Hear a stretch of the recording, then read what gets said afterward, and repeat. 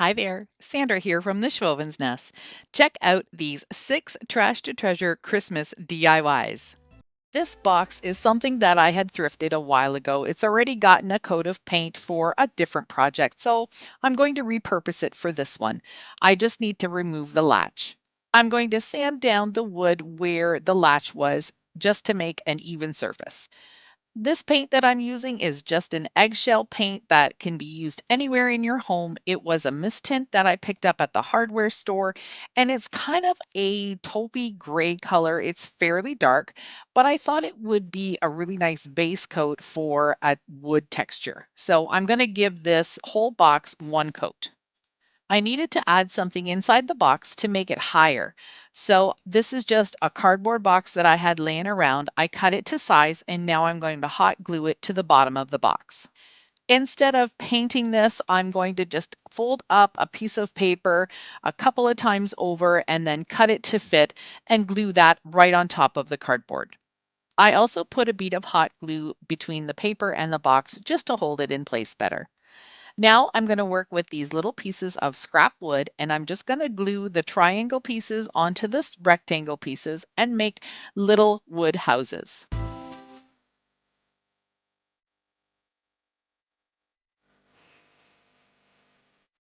With a dry brush and some burnt umber acrylic paint, I'm going to go around the edges like this and make it look like wood grain.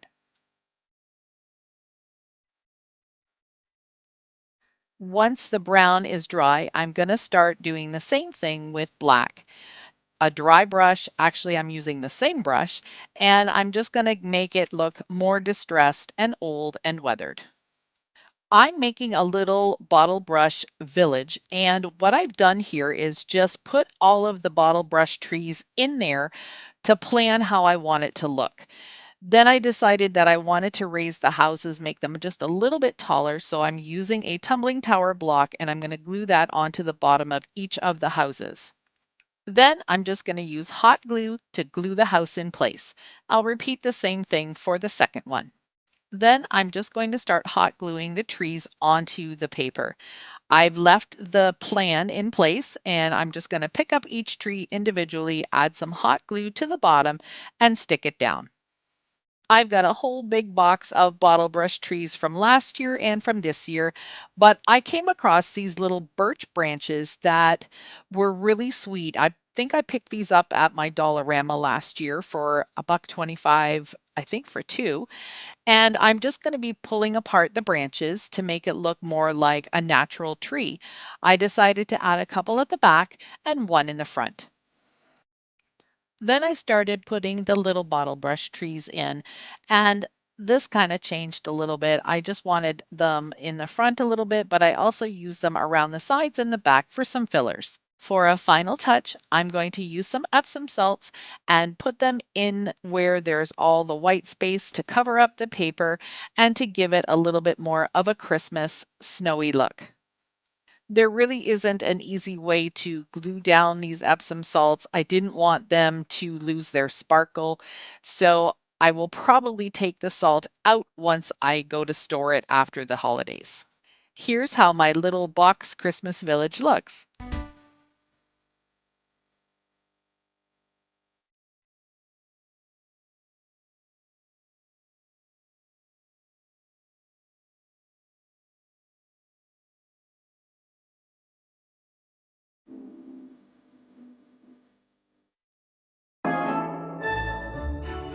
The last project that I have today is using this rustic wood frame that I built out of some scrap pallet wood and some thin MDF, and I put the frames together all at once a couple of weeks ago when the weather was still really nice and I was able to get outside and use my table saw. I'm going to paint the interior of the sign, so the panel, with a couple of coats of Rust-Oleum Linen White chalk paint. I'm using a bit of black in with this beautiful green color to make a really deep, dark green. I want my Christmas tree sign to not be the traditional farmhouse black and white sign. I'm thinking that a little bit of green might look really nice. Instead of stenciling in the design, I'm going to use my dry brush and I'm going to do a dry brush technique with all of these trees. This is something that I kind of stumbled upon a while back, and I really love the effect of this. I think a solid tree looks nice too, but I'm just loving this type of texture that I'm getting from the dry brushing.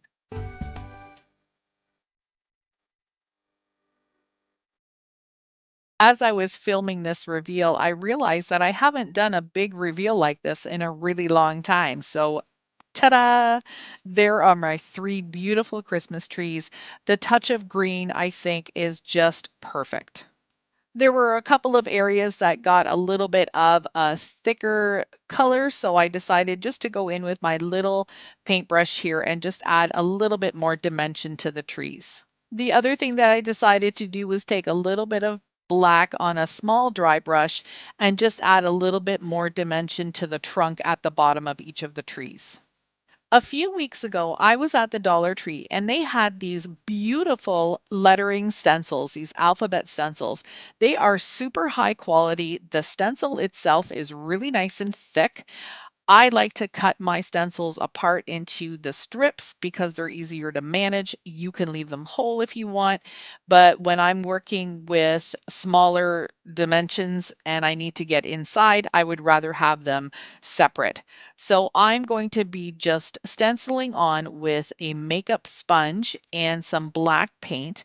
Down at the bottom, I'm using my pencil to write out the words pine, spruce, and fir.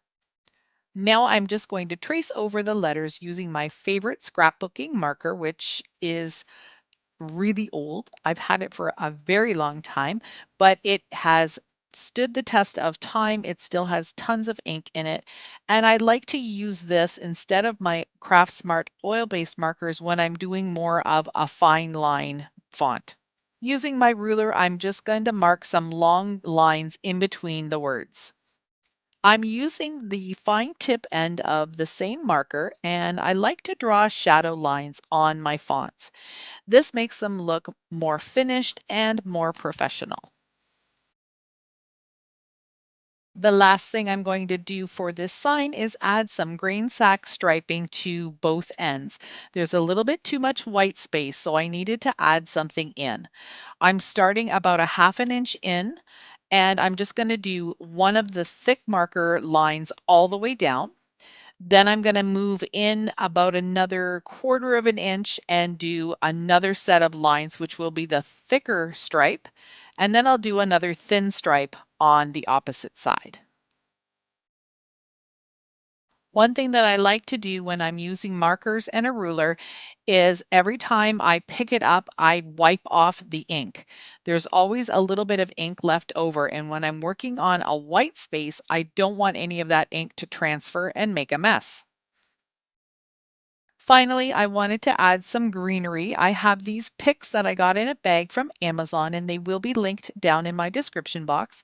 And I've also got a few of the Dollar Tree pine cones. I'm just going to use some hot glue and attach those to the top of the frame.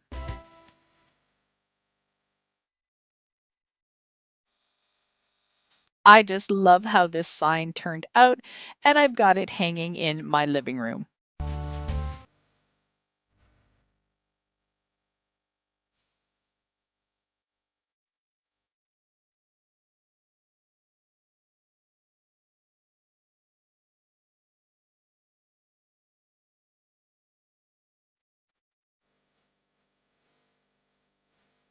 I hope if you are new to my channel, welcome. I'm so glad you're here.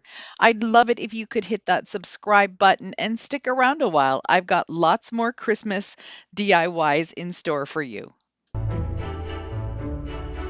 This last project is probably my favorite because I'm so into Farmhouse Rustic with simple lines and colors. I got this little box for $1.50 at the thrift store, and because it has a little bit of a shine to it, I'm just taking some coarse grit sandpaper and roughing it up to get some of that shine gone. I'm going to start out by giving this one coat of black chalk paint, and I'm doing this for a couple of reasons. The first is I don't want any of the color or the stain to bleed through, and I'm going to be painting this white. So if I just go with the white paint on top, there might be some of the varnish coming through and it might end up turning my paint yellow. I don't want that to happen. Secondly, when I go to distress this piece, I'll have some black showing through as well as some of the wood. So it gives it a little bit more texture and color, and it just looks really rustic. I'm going to give it 2 coats of white chalk paint, and you can see here with the black I've gone down the inside partially because I'm not 100% sure what I'm going to be putting in this yet, so I just don't want to be able to see any of the wood inside. Now it's time to distress. I'm going to use some coarse grit sandpaper, and I'm just going to use it very gently because I want to bring out some of that black paint and some of the wood. If I go too rough on it, it's going to go right down to the bare wood right away, and then I won't be able to see any of the black.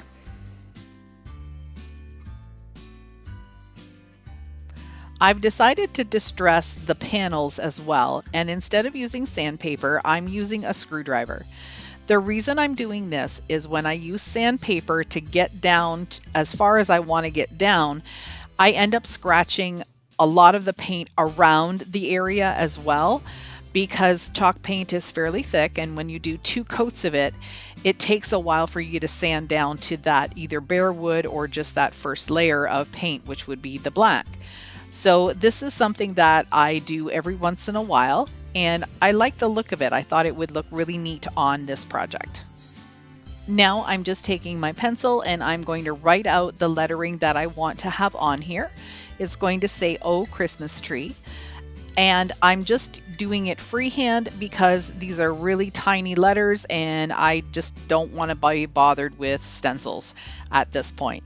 I'm using my Fine Point Craft Smart paint pen, and I'm just going to go over the letters and draw them in.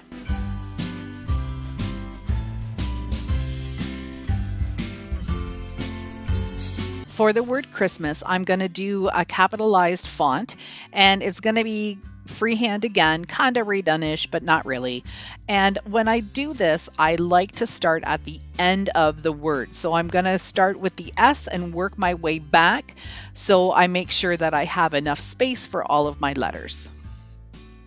I also went over the letters one more time to make them a little bit thicker. I added some white dry brushing onto the letters to distress them a little bit more.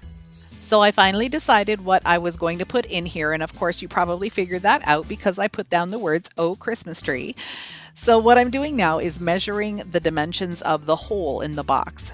I need to be able to put something in there that's going to prop up the Christmas tree that I'm putting in there. So this is a leftover piece of sign from the Dollar Tree. This was a pumpkin. And I'm just going to use that to mark off the dimensions of the piece of wood that I need for the very top.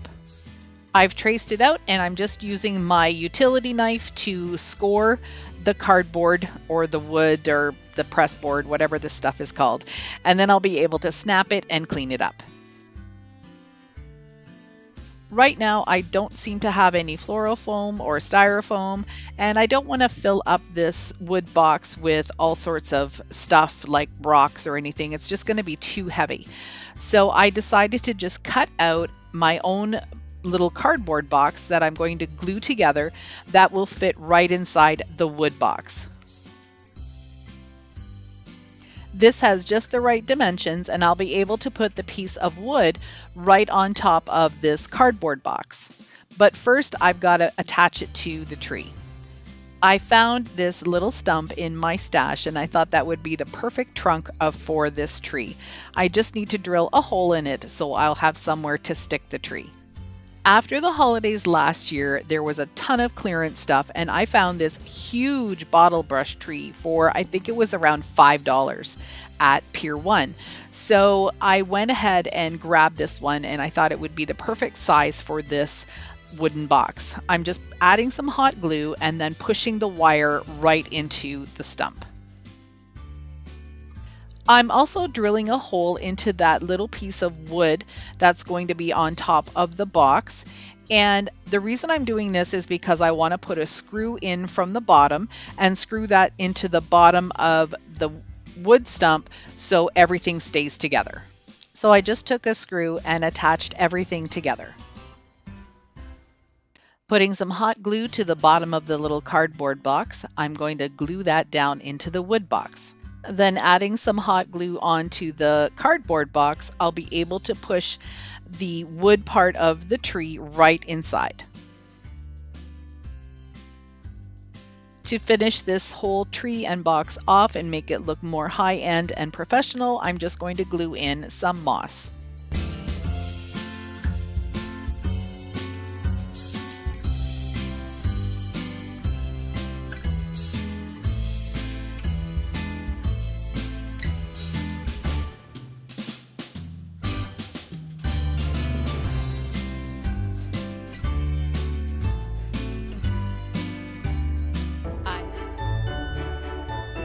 I picked up this bucket. I've had a couple of these buckets for a while. I tend to pick things up and then have them hanging around in my house until I'm ready to use them. The bucket itself was $4 at Dollarama. I'm using Rust-Oleum chalked paint in the color Cocoa Bean to give this bucket more of a wood look. So I'm starting out with a base coat of this brown color.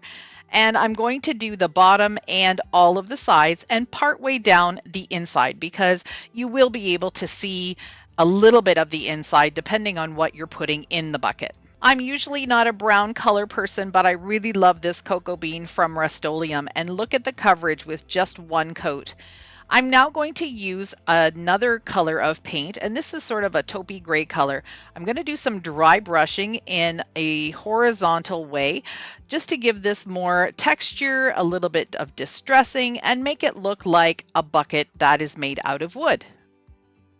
The color that I'm using to dry brush is called Mushroom, and it's a latex wall paint that I used for some of the walls in my home, and I had tons of it left over. So I decided to just add some baby powder into a jar.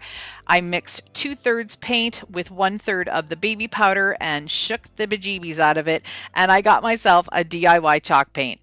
It works really, really well. I'm going to add a couple of more colors. I'm using a medium gray tone to dry brush, and then I'm also going to use some black just to give this more dimension and more texture.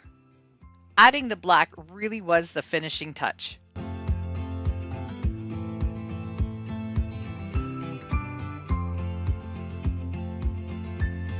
The bucket has two bands, one towards the top and one towards the bottom. I decided to take a small paintbrush and my black chalk paint and just draw a freehand line all the way around to make it look like these were metal bands holding the bucket together. I lost some footage when I was putting these stencils on. I'm using a Farmhouse font and the mushroom color chalk paint, and I put it in a circular manner so it would look more high-end. Now what I'm going to do is use some of my mini stencils and put the word Christmas trees down on top of the black band. I'm using my makeup sponge to very carefully sponge on these letters. They're very tiny and the makeup sponge is a little bit bigger. After I was complete, I thought I probably could have cut down the makeup sponge and made it just a little bit smaller so it would be easier to work with, but I will remember that for next time. Since the bucket says Farm Fresh Christmas Trees, I decided to use a tiny little paintbrush and just dab it in some paint and then pounce it onto the bucket in the shape of a Christmas tree. I'm going to try and make a pine tree, a fir tree, and a spruce tree. They have a little bit different branches, and so I'm going to do my best to make them look realistic. It might not work out, but I'm going to give it a try.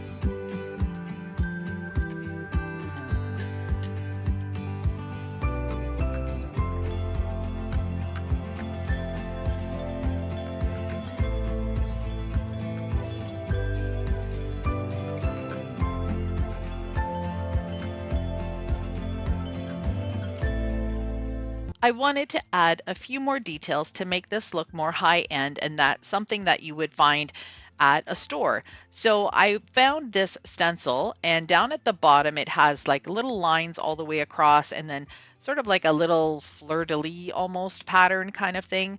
Anyway, so I'm going to stencil that on the bottom, and I'm also going to repeat that on the top.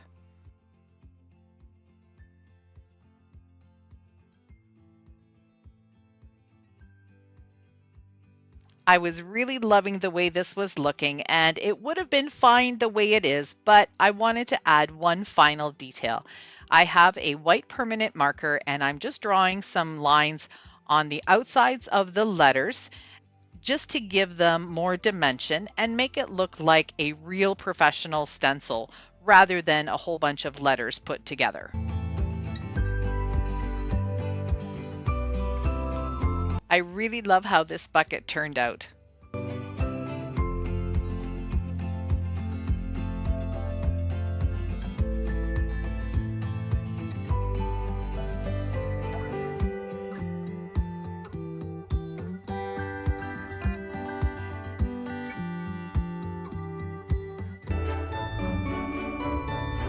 My second DIY for you today is using these pieces of tongue and groove wood wall paneling in Knotty Pine. What tongue and groove means is that one section fits inside the other section, so they mesh together really nicely and they just fit together. They're not butted up against each other, but they fit one inside the other. The other thing that I did was cut these pieces to length. Now I'm going to be gluing these together using my Weldbond glue, which is a permanent glue, and I'm going to put quite a bit just using my finger inside the groove and also on the tongue part of these pieces. And then I'll set that aside to dry. I also used my miter saw to create these angles. The angles are 3 inches in each piece, and I just continued to do that so they all look exactly the same, but they just gradually get smaller and smaller. As you can see by this part of the video, I'm creating a cute little wood Christmas tree. I wanted to use lightweight wood so I'd be able to hang it on a wall or a door very easily. I also cut a 3-inch square piece that I'm going to use as the trunk of the tree. I also decided to use my staple gun to give the pieces extra stability, especially up at the top where there wasn't a whole lot of the tongue and groove happening. There was very small pieces because of the way the points were cut. So the staple gun is really going to make a difference in how sturdy this tree will be. Using a dollar store paintbrush and my DIY chalk paint in white, I'm going to just give this a couple of good coats because I want some of the wood to show through, but not all of it. Some of these knots are going to show up, which is going to give some character to the tree, but I did want it to be fairly white. I chose to use this bare dark antique wax to put a couple of coats onto the tree trunk. I'm just using a paper towel and then rubbing it in until I get the desired look.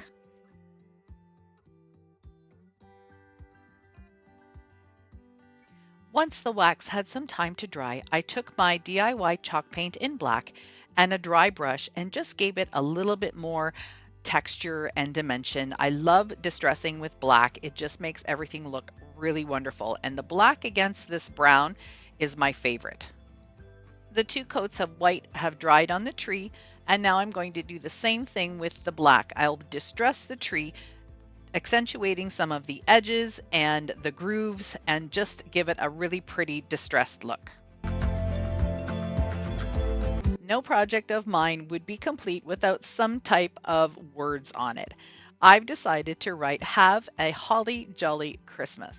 I'm starting in the middle of the tree on the 3rd section from the top, and I'm using just some alphabet stencils that I picked up at the dollar store, and I'm going to use my pencil to trace on the letters. I don't want to get the stenciling done with my makeup sponge this time because I want a really nice dark finish on this. So I'll be outlining in pencil and then coloring things in with my Craft Smart oil-based paint pens. Here's how my sign looks so far. The only thing I'm going to do with the letters is add some embellishments, just some lines on either side of them, just to give them a little bit more definition. I thought the sign looked cute just as it is, but I wanted to add some decorations. So I have some jute twine, and I'm lucky enough at my cottage to have tons of cedar and pine and different types of Christmas trees in our yard. So I went outside and I plucked some little tiny branches, and I'm going to glue them onto the jute twine and make a little bit of a garland. I also have these little tiny hemlock cones that fall, and so I did a lot of scavenging outside and picked these things up off the ground to use on my tree.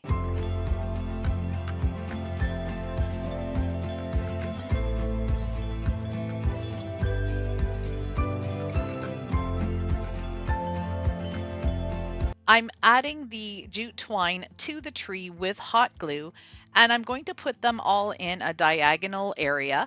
Just makes it look a little bit more high end. I'm also going to hot glue the ends of the jute twine on the back of the tree just to make sure that everything stays in place. I just put 3 rows of twine because I didn't want anything to cover up the letters.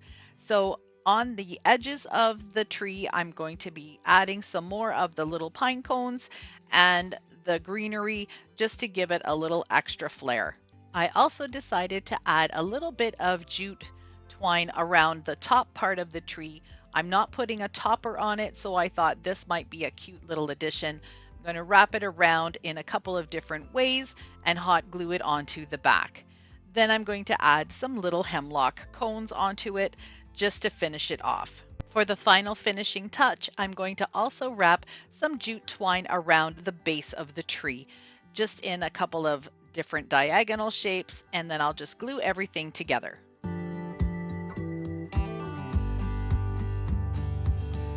With some thicker jute rope, I added a hanger to the back of the tree so you wouldn't be able to see it once it was hung on the wall. I used my staple gun and then finished it off with a little bit of hot glue just to make sure it stays in place.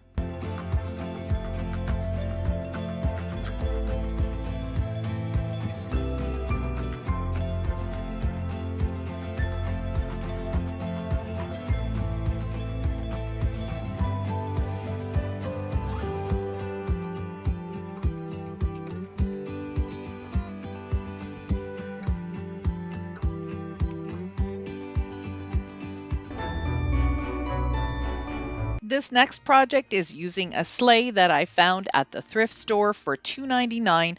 I'm just removing the runners at the bottom because I want to do some painting to the wood at the top and also to the runners. Using Folk Art Home Decor chalk paint in the color White Adirondack, I'm going to give this a couple of coats, making sure I get in all of the grooves. Of all the little types of Christmas trees, I have to say that bottle brush trees are my absolute favorite. I've got these little mini ones from the Dollar Tree, and I'm just going to take the chalk paint and add a little bit more white to them. I want them to look more wintry and more frosty. I've got a tongue twister for you all. Say flat black spray paint a few times and see what you come up with. The things that have come out of my mouth trying to say that phrase has been absolutely hilarious. Anyway, I'm using this spray paint, and it is a black high heat spray paint for barbecues and fireplaces. It's amazing. It dries so fast. I'm so happy that I've been using this. It just happens to be something that I've had in my stash for a while, and I just love it. I've put the sleigh back together, and now I've arranged the bottle brush trees the way I want them to be, and I'm using hot glue to put them down. So what I'm trying to do here is just to create a little bit of a winter wonderland scene for a candle. This was originally a candle holder, so I thought, it's probably best if I keep it that way because the way it turns out, I think, is really sweet. I have tons of pine cones that I've foraged at my cottage and also the ones that I grabbed at the Dollar Tree. But these are ones that are really long and narrow, so I thought these would be perfect to just add in between each of the Christmas trees. My apologies for my big hand being in the way all the time. I don't know what I was thinking. It just wasn't working out for what I was doing today. Now that everything's glued into place, I'm going to do the same thing with these pine cones. I'm dipping them into some white chalk paint, and I'm just going to run my brush around them and on them and at the top to give them some snow. This project was super easy to do, and I really love how it turned out.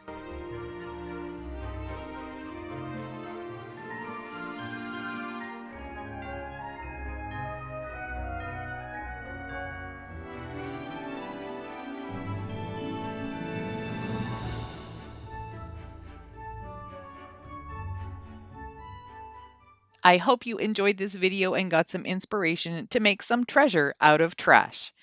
If you liked it, please give me a thumbs up. That tells YouTube you like what you see and they promote me more, which helps my channel grow. If you're new, please hit that subscribe button and stick around a while. See you in the next one.